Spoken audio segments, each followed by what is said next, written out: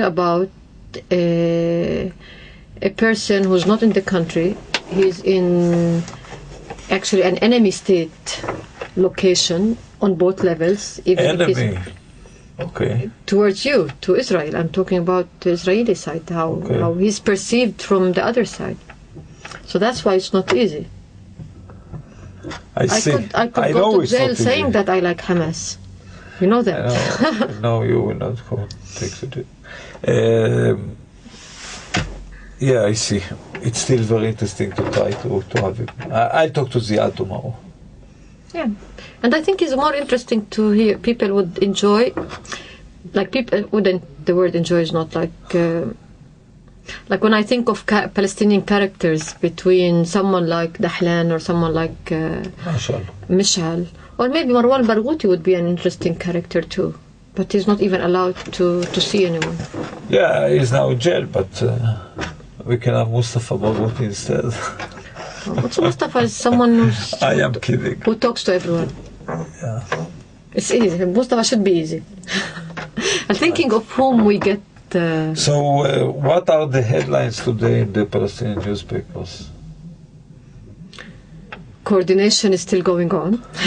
This is a headline of the newspaper? Yeah, it was in a way that was the.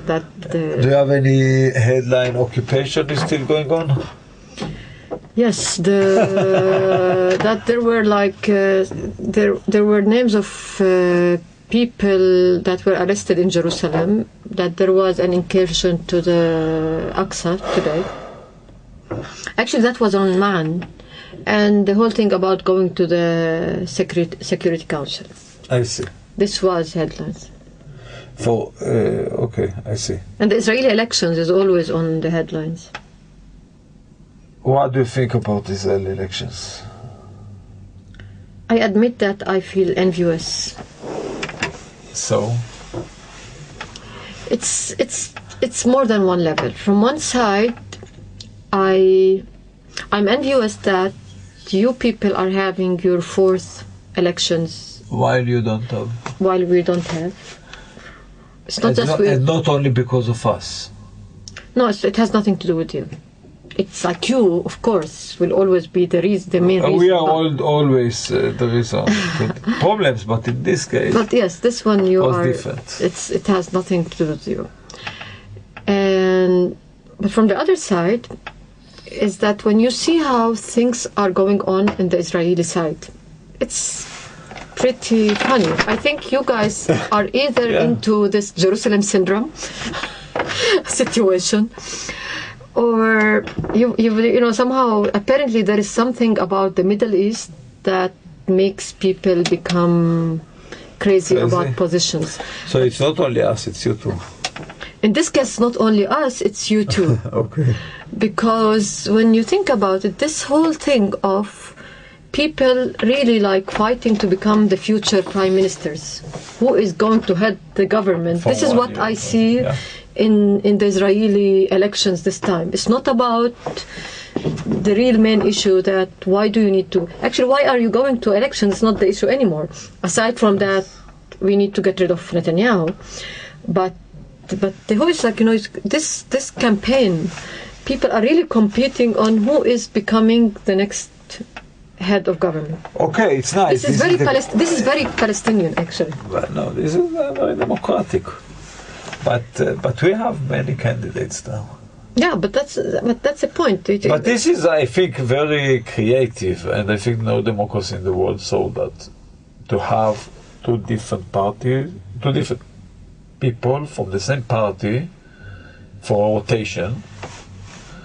I think it is amazing. It's very, very creative, very, very stupid, by the way, but very creative, and probably when you put stupidity and creativity in something, it becomes innovative.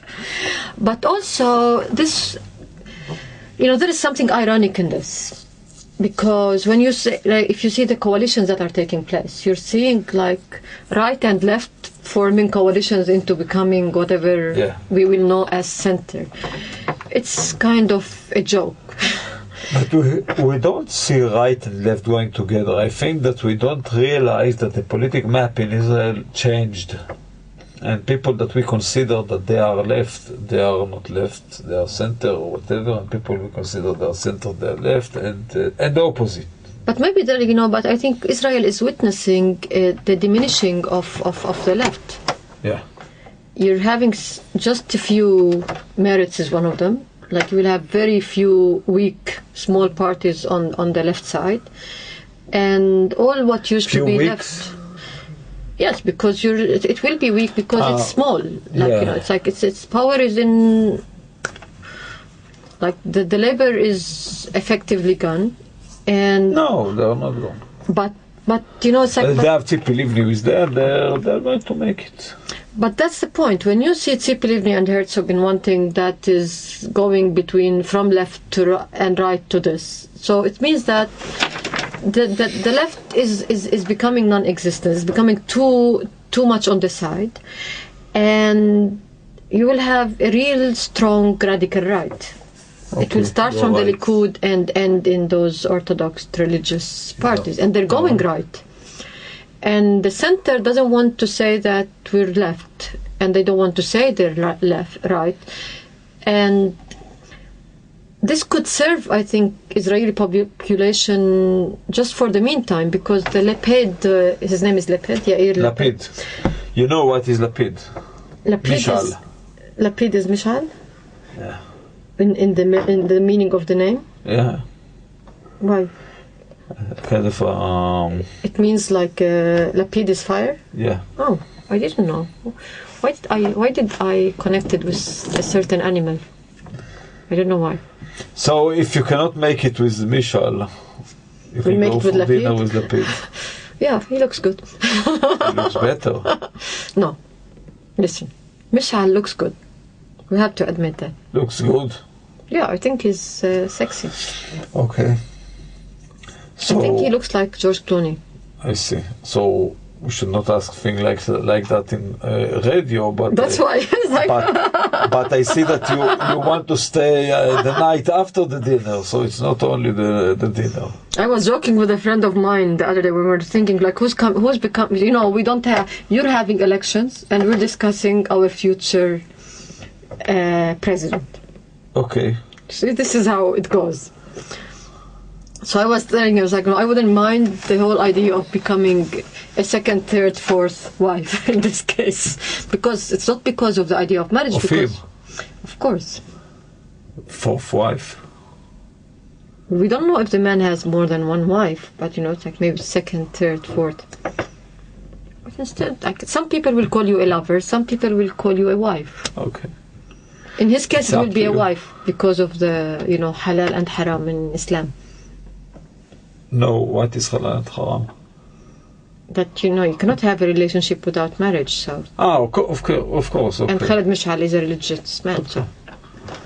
Okay, nice. So you want to marry him? Well, you agree? Now we need to bring Khaled Mishal here. Okay. So this is why we have to make the interview. So I should be having this Stockholm syndrome effect. Yeah. Somehow. Stockholm? Why? Stockholm if it's somebody is kidnapping you. Stockholm has to go with the enemy, loving the enemies thing. It has.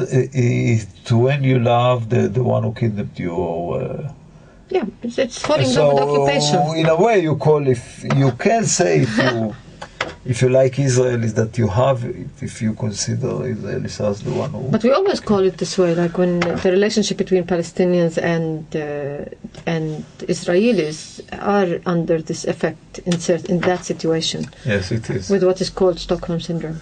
Yes, it is. In the case of me falling in love with a Hamas person, it's the same idea. Why? You're not in their hands. It's the same way, if you're looking at it from the perception of Islamic women control and all this. This would mean the same thing, no? Whatever you say, I don't know. I don't know too. Hard to know. So, Nadia, it was great to talk to you until the next interview that should be with Lapid or Mishal, I don't know yet. Lapid seems earlier, easier. Then you'll go to dinner with him in Damascus. I don't know if you can come back from... No, he's in Qatar, right? Damascus, no more Damascus. Doha. Okay. Doha is a good place. Doha is a nice place, but We're saying this on the radio, right? We're not even chatting. Yeah, Doha is a nice place. You can go there and come back to the next show. And maybe, by the way, I can send you, I don't know, the Mossad or Shabak, who is doing the what, to Doha if you have any problems. They seem to be pretty active there now. They were active in Doha. I'm sure they are still, but we don't know. Yeah. Yeah, we don't know. And we still don't know what is security coordination. Until next show starts, learning about that and tell us. Actually, we should. I've been thinking about. Actually, no. Before we close, my next issue of interest is this book of Mahmoud Abbas. What's the name of the book? Gosh, that's funny. But I ordered it today from the. It is there in the library of the university. There is this guy who's Israeli, and his name is probably Eli Cohen. Eli Cohen, who was in Damascus. This person? He speaks Arabic. He's still alive? Yes, he's young. Okay, don't know him. No, but it is an Eli Cohen. He wrote an analysis of, or respond on Mahmoud Abbas's book, and he says like this man, that Israelis are tricked by this man who writes something and he preaches something else. That's what it means. And I was actually surprised that the book was Mahmoud Abbas's dissertation for a PhD or something like this. Okay. And the book is about the relationship of Zionism, between Zionism and Nazism. Which makes me really surprised of Mahmoud Abbas. He really knows a lot and he behaves differently. So this would be interesting to see Mahmoud Abbas between being a writer and between being a president. A writer of his PhD. Yeah. I believe it's the same. I mean, you cannot tell him, okay, I want to meet you, but now you'll be the writer, not the politician. It doesn't work like that, but... No, okay. I think if but I have to read the book first. But somehow, if it puts me in thinking of something, Mahmoud Abbas is a man who must have went through what is called paradigm shift in this situation of really like believing in something and then really going to a real paradigm into how he promotes his beliefs. Which is something I really respect on a certain aspect. Yeah, me too. Me too. Let's see. Okay. Well, it's great to meet you and to talk to you. We'll talk again next week. ללא גבולות, רדיו כל שלום.